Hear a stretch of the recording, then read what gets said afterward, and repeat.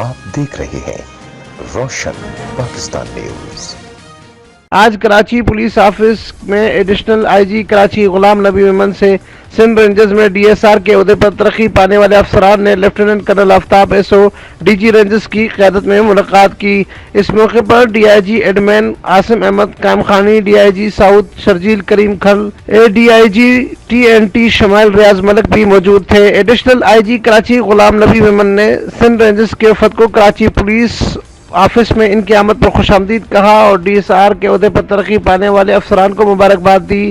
Additional I G Karachi نے کہا کہ کراچی پولیس سندھ رینجز کی جانب سے سندھ کراچی میں قیام امن کے لیے دی جانے والی قربانی کو قدر کی نگاہ سے دیکھتی ہے اور ان گراں قدر خدمات کو ہمیشہ یاد رکھا جائے گا۔